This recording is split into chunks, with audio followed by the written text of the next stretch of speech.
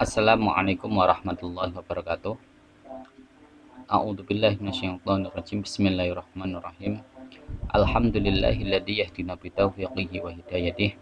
Wa asyhadu an la ilaha illallah wahdahu la syarikalah wa asyhadu anna Muhammadan abduhu wa rasuluhu la nabiyya ba'dah. Amma ba'd. Kepada para mahasiswa yang saya banggakan, dalam kesempatan kali ini saya mengajak kalian untuk mengawali dengan bacaan suratul Fatihah, dengan harapan semoga kita diberikan kemudahan oleh Allah Subhanahu wa taala dan diberikan ilmu yang manfaat dan berkah. Al-Haniyah Al-Fatihah. A'udzubillahi minasyaitonirrajim. Bismillahirrahmanirrahim. Alhamdulillahirabbil alamin. Iyyaka na'budu wa iyyaka nasta'in. Shiratal mustaqim. Shiratal ladzina an'amta 'alaihim ghairil maghdubi 'alaihim waladdallin. Oke, terima kasih. Gimana kabarnya? Baik ya. Alhamdulillah. Semoga kita senantiasa diberikan kesehatan oleh Allah Subhanahu wa taala. Nah, kuliah kali ini kita tetap akan menggunakan media online. Dalam kesempatan kali ini saya menjelaskan terkait dengan cara memahami hadis dari sisi historisitasnya, kesejarahannya. Kalau dalam bahasa ilmu hadisnya namanya asbab wurudil hadis. Penyebab adanya hadis itu sendiri. Kenapa ini penting, Pak? Melihat konteks sejarahnya.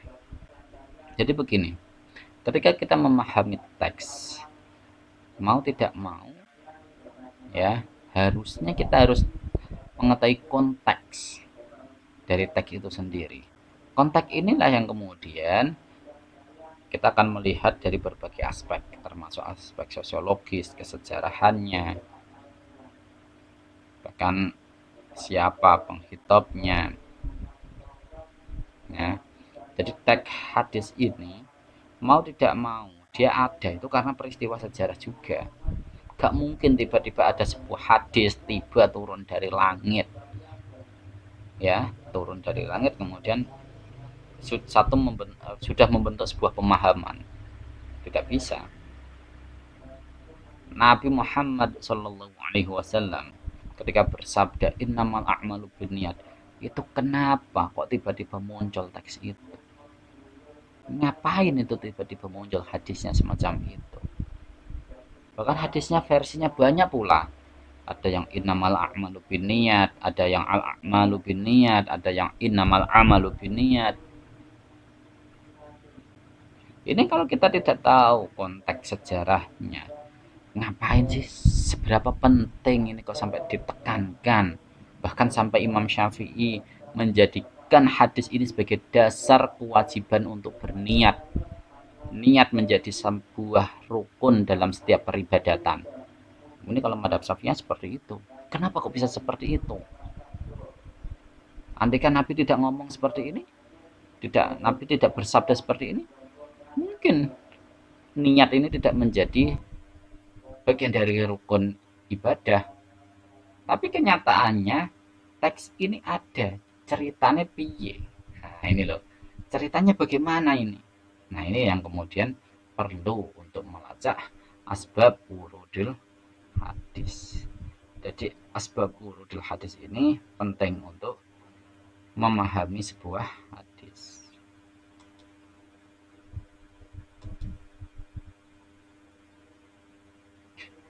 Jadi ilmu asbabul wurud hadis ini memang sangat penting ya, termasuk nah ini saya kutipkan dalam berbagai catatan ya. Ini kebetulan karya siapa ya, saya tadi lupa. Dr. Muhammad Rafat Said. Nah, ini dia menulis tentang asbab wurudil hadis. Bidayatul ta'lif fi asbabil wurudil hadis. Kenapa ini penting?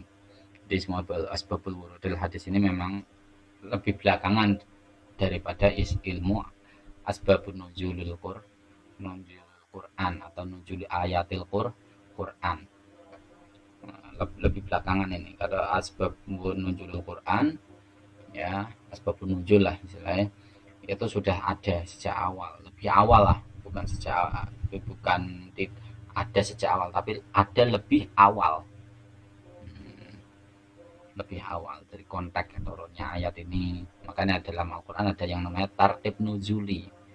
Al-Quran yang pertama kali surat apa, kemudian surat apa itu ada tuh susunannya berdasarkan tartib nuzuli, urutan turunnya ayat Al-Quran itu sendiri. Nah, ini fungsinya untuk apa? Melihat dialektika Al-Quran dengan masyarakat penerima Al-Quran.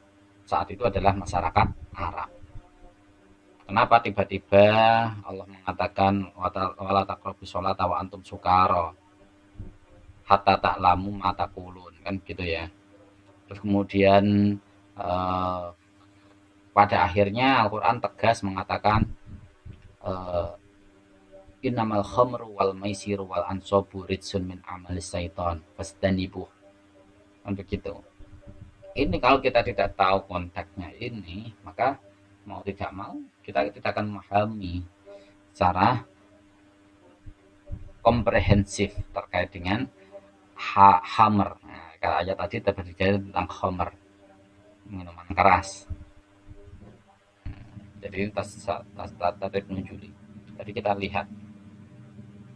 Lah dalam hadis piye? Nah, kita kembali lagi misalkan tadi kebetulan di sini sempat disinggung ya untuk Imam Al-Balqi ini tadi.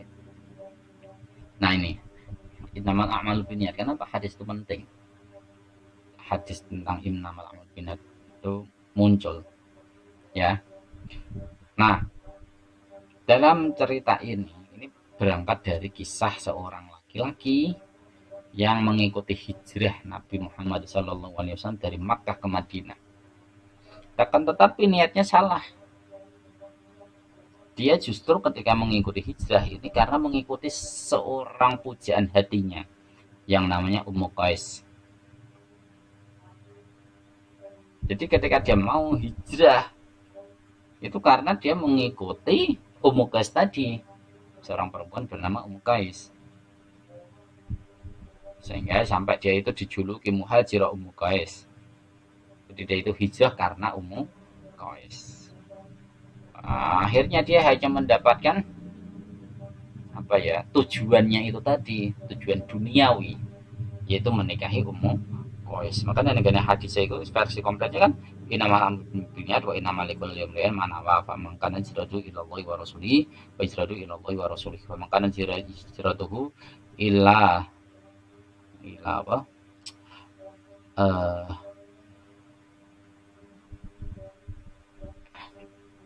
ilam ro'atan au yang kihua itu loh, saya kok lupa persisnya malah ya. Nah, maka dia akan mendapatkan itu saja. Ila dunia awim ro'atan yang kihuha. Nah, itu. Jadi dia tujuannya untuk menikah itu ya memang itu saja akhirnya.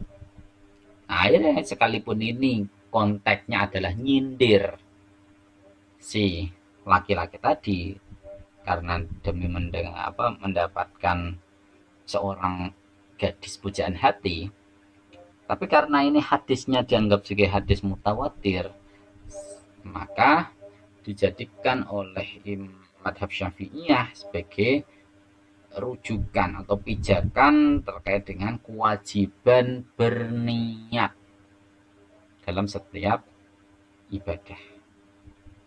Nah, itu kita harus tahu niatnya. Jadi banyak hal.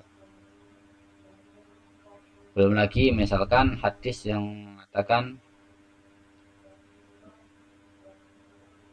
apa ya, kira-kira enak yang cocok apa ya? Oke, kemarin saat ini kan sedang marak terkait dengan isu terorisme ya, isu terorisme. Karena dia itu merasa ada hadis yang melegalkan perlakuannya itu. Nah, karena saya berbicara hadisnya ya, tidak berbicara dari Al-Qur'annya.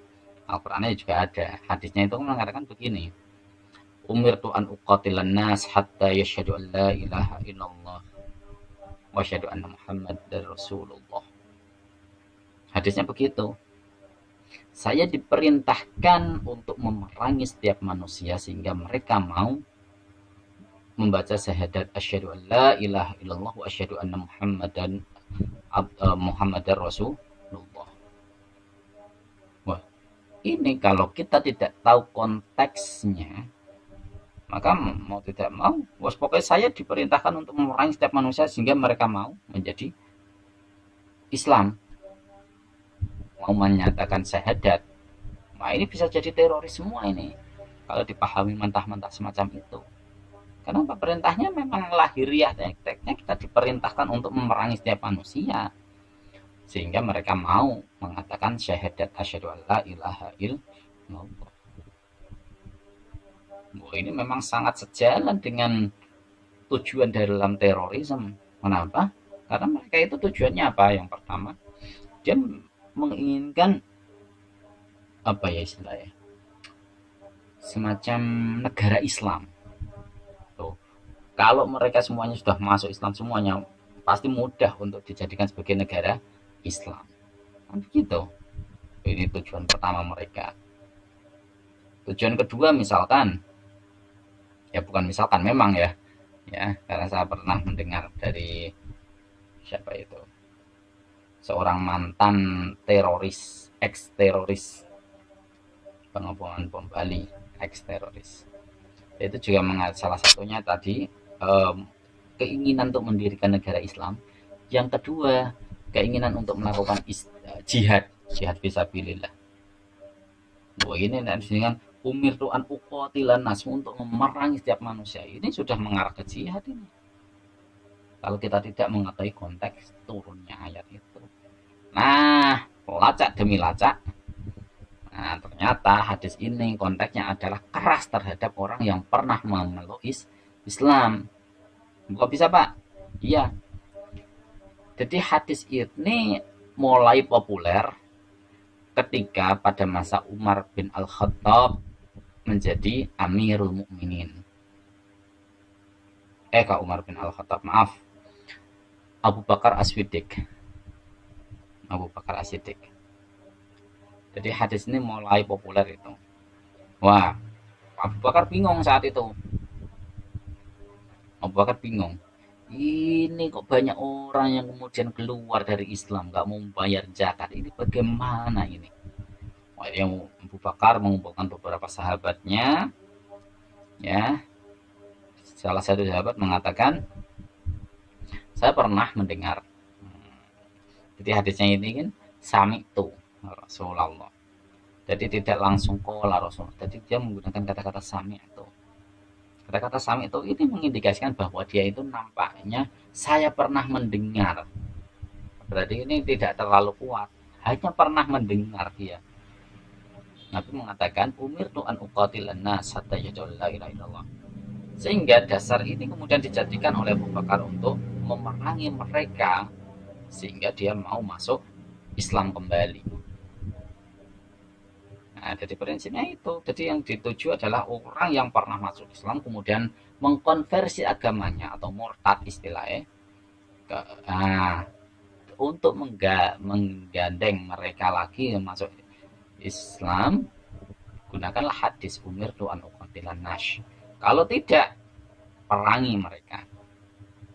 Jadi hadisnya ini justru keras terhadap orang yang ex-muslim. Dia pernah masuk Islam, kemudian dia keluar dengan tujuan tertentu lah ya, kemudian ini muncul. Jadi tidak bisa dipahami secara mentah. Oke, hadis ini sahih, iya sahih. Tapi kan kita harus tahu konteksnya. Jadi jangan kamu pahami secara mentah-mentah. Saya harus memerangi setiap manusia ya, sehingga mereka mau masuk Islam. Asyhadu an la ilaha illallah. Nah ini satu problem tersendiri dalam kajian hadis.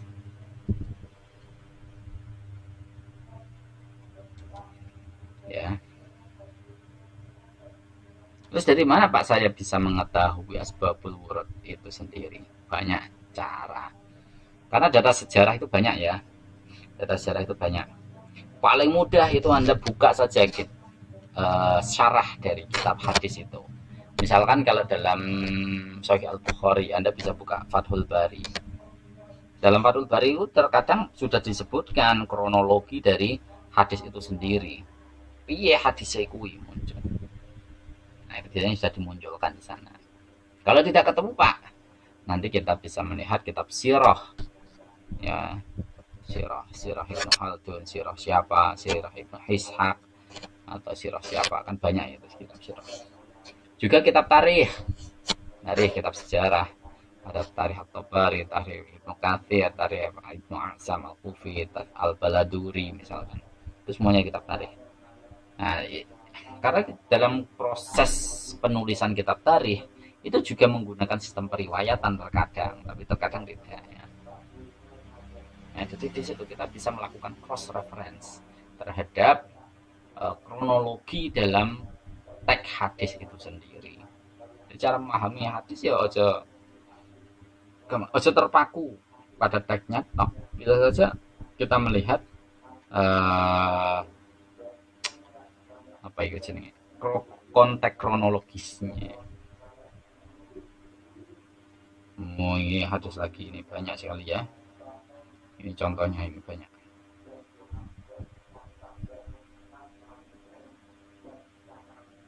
Ini ayo ma'afdal as-salatu fi baiti aw salatu fil masjid ala taro illa baiti ma'aqraba min as. Ini terkait dengan pertanyaan salat sing apik ning omah apa ning masjid. Akhirnya Nabi mengatakan afdal salatul mar'i fi baitihi ilal maktubah. Ini konteksnya apa? Karena banyak orang itu benar-benar melakukan totalitas ketika sholat di dalam masjid, sampai keluarganya dilupakan, sampai sholat sunnah pun dia tetap di masjid, keluarganya dilupakan. Akhirnya banyak orang yang kemudian tanya pada Nabi, ya, takon pripun to Kanjeng Nabi sing apik iku sholat ning omah apa ning gone masjid. Nah, akhirnya Nabi jawab, ala taro ila baiti ma'akrabahu minal masjid. Nek Nabi mengatakan, ya nek ngerti aku, ya aku memang cedak masjid. Fali anna usolliya fi baiti uhibbu ilayya min an usolliya fil masjid illa an takuna sholatan maktubatan. Tapi Nabi mengatakan begini, sekalipun demikian saya tetap suka sholat di dalam rumah saya daripada sholat di masjid. Illa antakuna kejaba iku sholat maktubah, sholat fardu. Nabi melakukannya di masjid. Jadi ini kronologinya untuk apa ya jenenge, meredam emosi keluarga yang selalu ditinggal sholat oleh suaminya atau siapa ini, saya belum jelas. Sholatnya itu pokoknya dia neng masjid, wae sholat terus, sholat sunnah ya neng masjid, sholat maktubah ya neng masjid. Akhirnya Nabi mengatakan, aku ya seneng sholat neng omah kok, kecuali sholat maktubah. Berarti sholat maktubah paling apik tetap di masjid, sementara sholat sunnah itu ada di rumah. Ceritanya begitu. Jadi ada ceritane, orang tiba-tiba muncul hadisnya kayak ngene iki, kok tiba-tiba ngene iki piye. Nah, begitu. Nah, ini ada jurnal yang ditulis oleh siapa ini? Muhammad Ali. Ya, dalam jurnal hadis. Ini terkait dengan asbabul wurud hadis. Piye carane? Nanti akan saya sharing aja.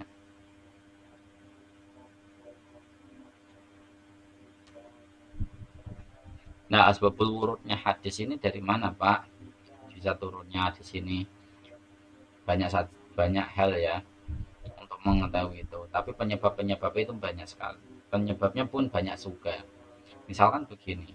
Karena sifat dari hadis itu merupakan penjelas atau bagian dari tafsir Al-Quran, maka terkadang hadis itu muncul karena untuk merespon ayat Al-Quran tadi.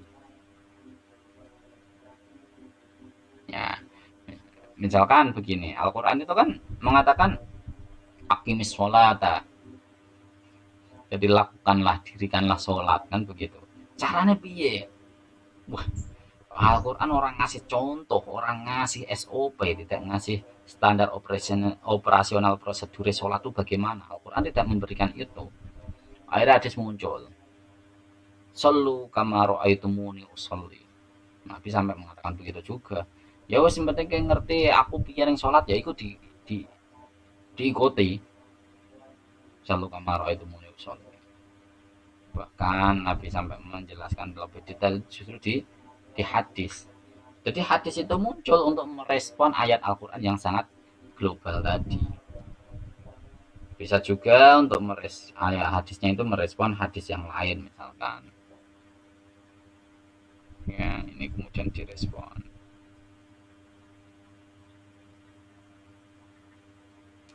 Ya. Inna Allah ta'ala malaikatan fil ardi yantiku ala al-sinatihi bani adam bimam fil ardi min khairin aw syarrin. Malaikat di bumi yang dapat berbicara melalui mulut manusia mengerti kebaikan. Nah, ini hadis ini memang susah untuk dipahami. Piye carane? Nah, itu dijawab.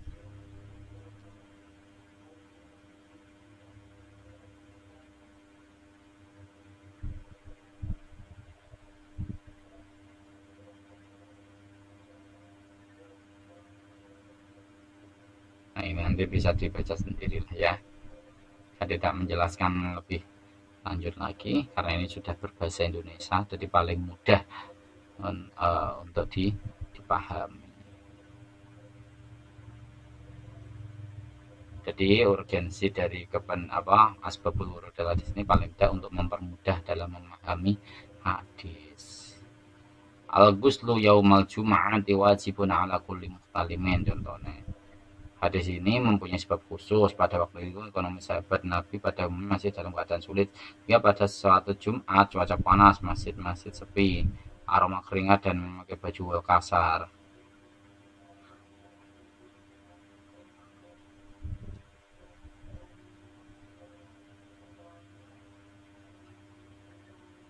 Jadi misalkan hadis ini muncul, nah ini ternyata untuk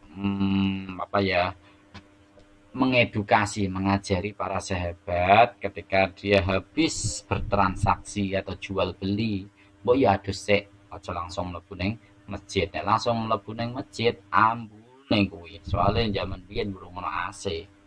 Ya, belum ada pengharum yang nganggar ditempel ke ning AC. Sehingga baunya ya masya Allah kan begitu. Akhirnya Nabi mengatakan ya udahlah kanggo wong sing sholat Jumat ya harus uh, adus sih. Nah, gitu. Ada fungsinya membatasi perkara yang mutlak. Misalkan Nabi kan tahu segalanya. Jadi Nabi mengatakan anna a'lamu bi umuri dunyakum wa antum a'lamu bi umuri dunyakum. Maaf. Balik.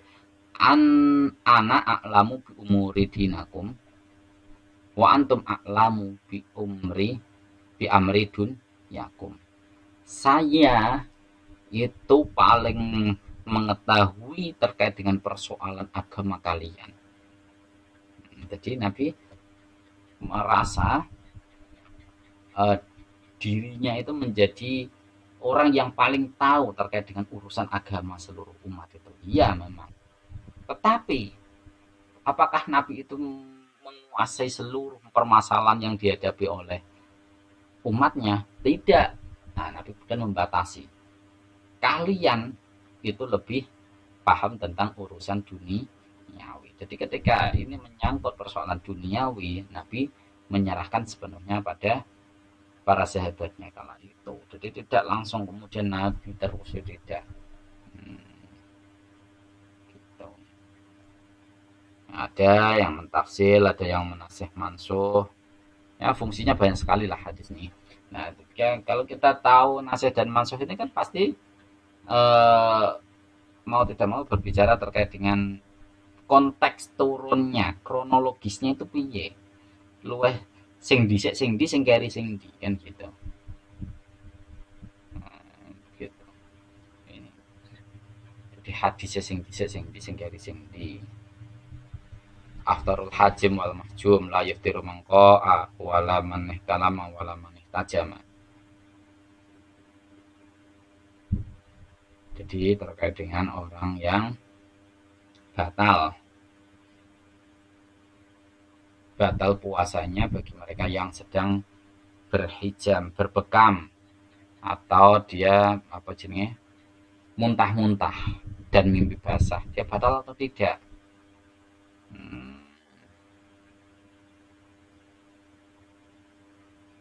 Karena hadis yang pertama mengatakan Nabi tidak Nabi mengatakan tidak membatalkan, tapi setelahnya ada hadis yang lain mengatakan batal. Ini harus tahu konteksnya. Yang dinasih yang mana, yang mansuh yang mana. Nah ini nasih mansuh. Kemarin saya sudah menjelaskan terkait bagaimana ketika ada hadis-hadis yang kontradiktif, ya toh. Nah nanti kita kembali lagi ke situ. Belum lagi ada hadis innamal ma'u min ma', maksud air dari air, maksudnya air apa ini yang selanjutnya. Nah ini ternyata hadis ini disampaikan kepada Utbah, ya, karena ada seorang laki-laki yang bersetubuh dengan istrinya dan mengeluarkan sperma, tapi dia tidak memahami kewajiban dia. Kewajibannya apa? Dia harus adus. Nah, jadi dia harus mandi karena mengeluarkan air sperma tadi. Nah, dan seterusnya.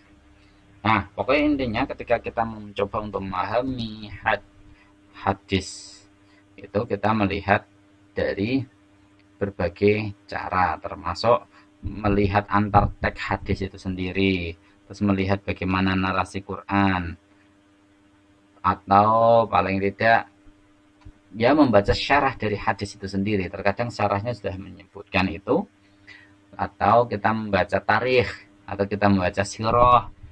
Nah, semuanya ada di sana. Nah, itu cara untuk mengetahui asbabul wurud. Kalau kitab-kitab yang sudah jadi Pak, ada, ini bisa dibaca. Jadi kitab-kitab yang berkaitan dengan asbabul wurud hadis itu ada. Yang pertama karyanya Abu Hafiz Al-Ubari, karyanya Abu Hamid Abdul Jalil Al-Jabari, ada Al-Lumah bi Asbabil Wurudil Hadis karya Jalaluddin As-Suyuti. Kalau yang tadi ini yang baru-baru ini yang saya tampilkan ini, ya, misalkan karya berjudul apa tadi? Nah,